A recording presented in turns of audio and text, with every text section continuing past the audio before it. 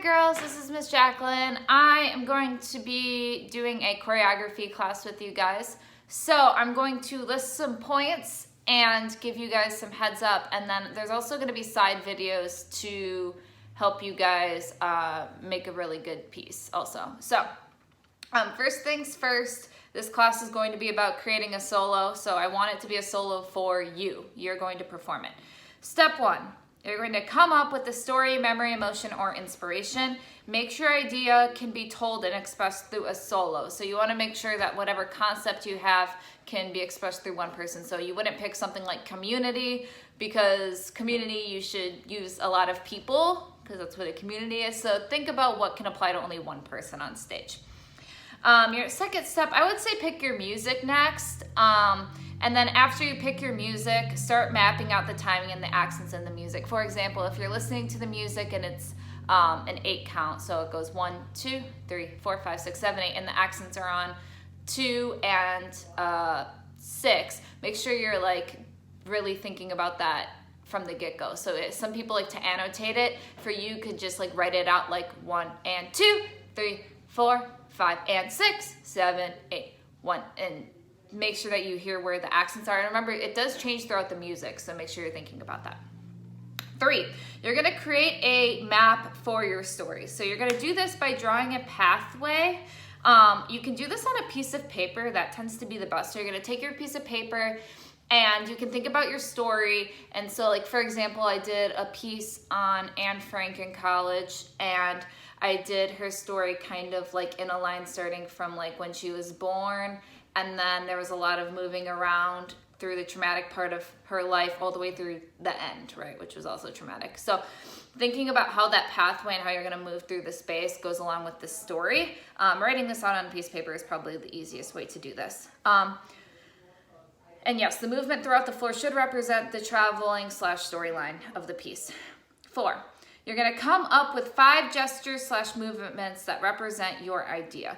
Make sure they are not too literal. Start by improvising first. This can help you with overthinking. Yeah, I feel like the first time we start choreographing, we start overthinking things a little bit. So for example, I'm just gonna do an arm movement, but if my,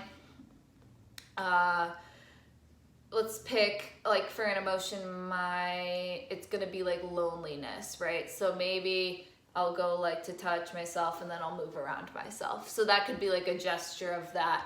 It could also be kind of like, don't look at me. So just like think of different things like that. And also improvising will be a little bit more useful when you're doing that.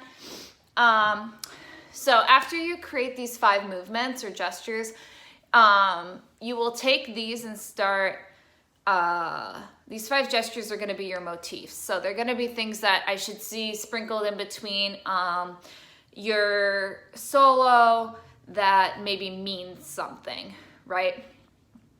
So for example, this is kind of like someone's like reaching out for you. This is like hiding, and maybe you have a hopeful one, and maybe that hopeful one like is kind of in the middle, but then that's how you end, right? So it kind of shows how you've brought yourself out of this loneliness, as my example, right? So once you have these motifs also, you're gonna start creating different phrases with them, or you can start at the beginning. So this is up to you. You guys know with me, I don't always start with the beginning. So if you guys wanna just create little sections first, and then, or if you wanna do it straight through, totally up to you. That is your artistic choice. 6th step, once you create phrases or start choreographing, create a variety and layering on the choreography.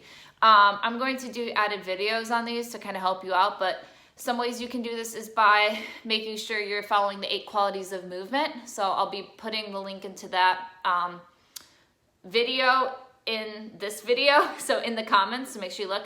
Another way is the 16 ways of manipulation. Again, I'm gonna do another video on that. You could also just listen to the music and think about how the movements should relate musically. So unless you're really trying to contrast, right? Like let's say the music's really slow and what you're representing is something like sluggish or something that's hard to push through, right? It would make sense to also be going slow with the music. Now, if you're trying to break free from something, right, maybe you would go quick in contrast to the softer tempo. Do you know what I mean? To kind of like contrast it, to show that you're breaking away from what's happening. So think about that. Also, account for your individual skills, right? So this is a solo for you. I want to see what you can do. I want to see what you're best at. So keep that in mind. Make sure you embrace what you're good at and make it personal. Fair enough, right? Very good. So 7, once you have, oopsie, I scrolled all the way down. It's okay. Okay, so once you have phrases, start putting them in the correct order that makes sense to your dance, right? So we've already talked about that pathway. You should have your storyline already in check at this point. And what you can do also is, I do this too, you guys know it, maybe I have phrases and then I put them together and then I go, you know what, I'm gonna tweak this, this, and this to make it make more sense with my storyline. So that's okay. Your phrases are still a rough draft. The only thing that's a finished product is the end. So tweak as you go. So you're gonna start putting the correct order, fix the phrases to make them make sense if need be. If you choreographed in order, go through your dance and see if it makes sense with your theme, which was your step 1, and your map, which is your step 3. Everybody needs to double check it, and then also just make sure that you're making this piece to impact an audience, even though you're at home. I hope that you guys videotape these and send them to me, so I want to be impacted by your video and your choreography. Which the 8th step is, once you have your final project, I would love to see it. So if you guys could upload it to YouTube, Instagram, or Facebook, like Messenger or something, just tag me in it. Stay creative and keep the passion flowing. I can't wait to see what you guys come up with. And keep me posted. Okay, bye girls.